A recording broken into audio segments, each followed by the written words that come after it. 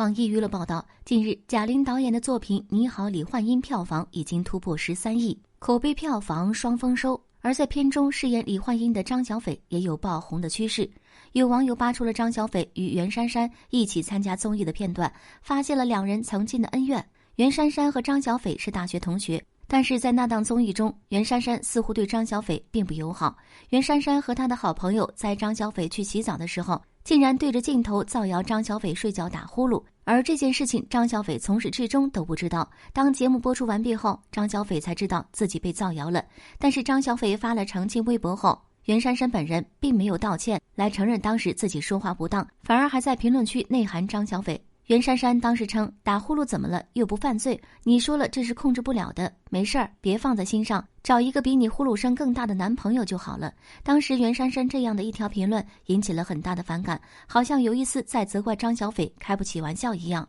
网友们纷纷为张小斐抱不平，认为当时就是因为张小斐不红，所以才会遭受袁姗姗的欺负。还有网友直言，怪不得袁姗姗不红，都是自己作的。